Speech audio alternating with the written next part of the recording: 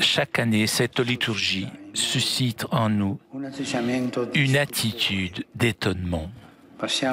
Nous passons de la joie d'accueillir Jésus qui entre à Jérusalem à la douleur de le voir condamné à mort et crucifié. C'est une attitude intérieure qui nous accompagnera durant toute la Semaine Sainte. Entrons donc dans cet étonnement. Jésus nous étonne immédiatement. Son peuple l'accueille avec solennité, mais il entre à Jérusalem sur un humble petit âne. Son peuple attend pour Pâques le libérateur puissant, mais Jésus vient pour accomplir la Pâque par son sacrifice. Son peuple s'attend à célébrer la victoire sur les Romains avec l'épée, mais Jésus vient célébrer la victoire de Dieu avec la croix. Qu'est-ce qui est arrivé à ce peuple qui, en peu de jours, est passé de l'acclamation de Jésus au cri « Crucifie-le » ? Qu'est-il arrivé ? Ces personnes suivaient plus une image du Messie que le Messie. Ils suivaient donc une image, pas le Messie. Ils admiraient Jésus, mais ils n'étaient pas prêts à se laisser étonner par lui. L'étonnement est différent de l'admiration.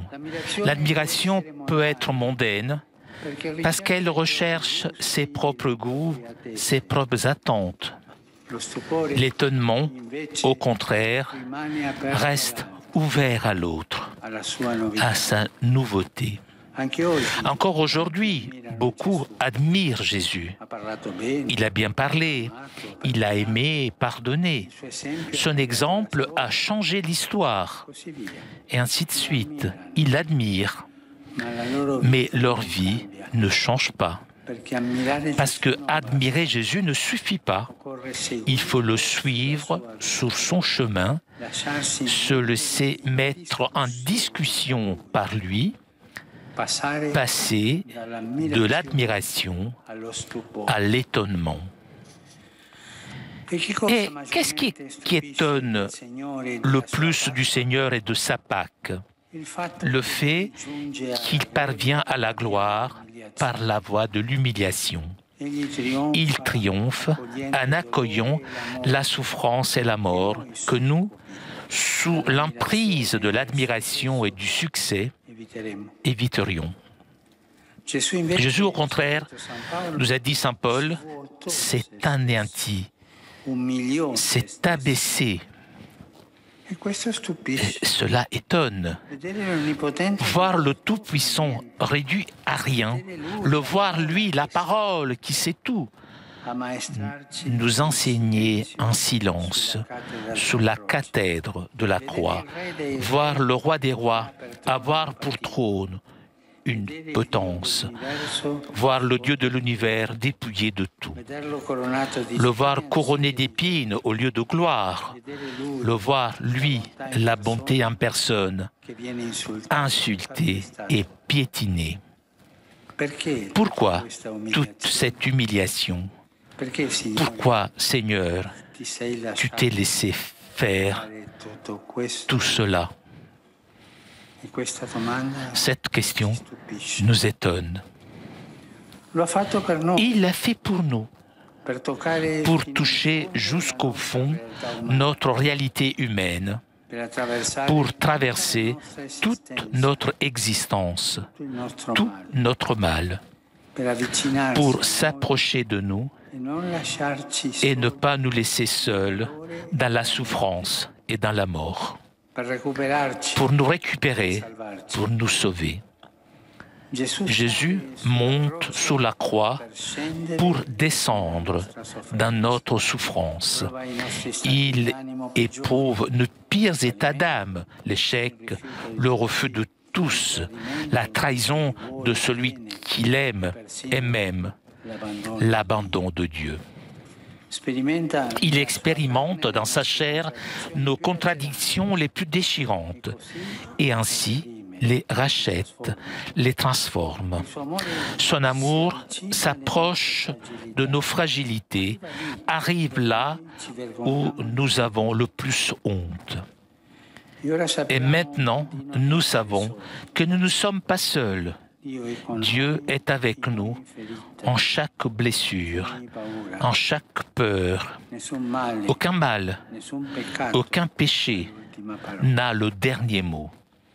Dieu gagne, mais la palme de la victoire passe par le bois de la croix. C'est pourquoi les palmes et la croix vont ensemble. Demandons la grâce de l'étonnement. La vie chrétienne sans étonnement devient grisâtre. Comment peut-on témoigner la joie d'avoir rencontré Jésus si nous ne le sommes pas étonnés chaque jour par son amour surprenant qui nous pardonne et nous fait recommencer? Si la foi perd l'étonnement, elle devient sourde. Elle ne sent plus la merveille de la grâce. Elle ne sent plus le goût du pain de vie et de la parole. Elle ne perçoit plus la beauté des frères et le don de la création. Et il y a une autre vie. Il y a d'autres chemins, il n'y a pas d'autre chemin que se réfugier dans le cléricalisme, dans toutes ces choses que Jésus condamne dans le chapitre 23 de Saint Matthieu. En cette semaine sainte, levons les yeux vers la croix pour recevoir la grâce de l'étonnement. Saint François d'Assise, en regardant le crucifié, était surpris que ses frères ne pleuraient pas. Et nous, réussissons-nous encore à nous laisser émouvoir par l'amour de Dieu? Pourquoi nous ne savons plus nous étonner devant lui? Pourquoi? Peut-être parce que notre foi a été usée par l'habitude. Peut-être parce que nous restons enfermés dans nos regrets et nous nous laissons paralyser par nos insatisfactions. Peut-être parce que nous avons perdu la confiance en tout et que nous croyons même que nous nous trompons.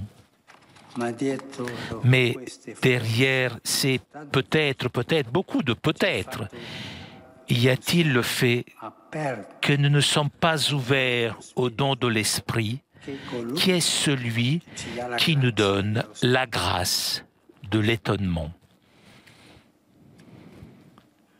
Repartons de l'étonnement.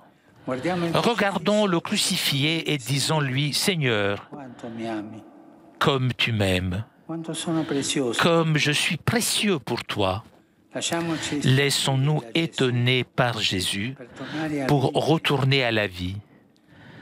Parce que la grandeur de la vie n'est pas dans l'avoir ni de l'affirmation de soi, mais de se découvrir aimé. Voilà la grandeur de la vie, se découvrir aimé. La grandeur de la vie est justement dans la grandeur d'aimer, dans la beauté d'aimer. Dans le crucifié, nous voyons Dieu humilié, le Tout-Puissant réduit en déchet. Et avec la grâce de l'étonnement, nous comprenons qu'en accueillant celui qui est rejeté, en s'approchant de celui qui est humilié par la vie, nous aimons Jésus. Parce qu'il est là, dans les derniers, dans les rejetés, en ceux que notre culture condamne, Aujourd'hui, immédiatement après la mort de Jésus, l'Évangile nous révèle la plus belle icône de l'étonnement. C'est la scène du centurion qui, voyant comment il avait expiré, déclara vraiment « Cet homme était fils de Dieu ». Il s'est laissé étonner par l'amour. De quelle manière avait-il vu Jésus mourir? Il avait vu mourir un aimant. Et cela l'avait étonné. Il souffrait, mais il continuait à aimer. Voilà l'étonnement devant Dieu qui sait remplir d'amour même la mort. Dans cet amour gratuit et inouï, le centurion, un païen, trouve Dieu. Vraiment, il était fils de Dieu.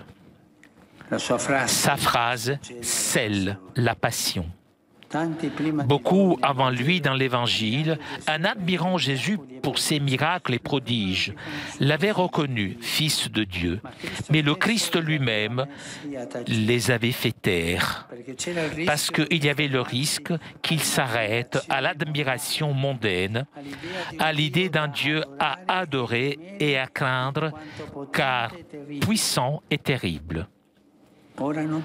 Maintenant, plus. Sous la croix, désormais, on ne peut plus mal interpréter. Dieu s'est révélé et règne avec la seule force désarmée et désarmante de l'amour.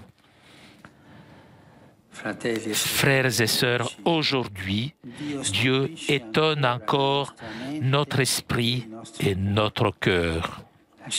Laissons cet étonnement nous envahisse. Regardons le crucifié et disons nous aussi, tu es vraiment le Fils de Dieu, tu es mon Dieu.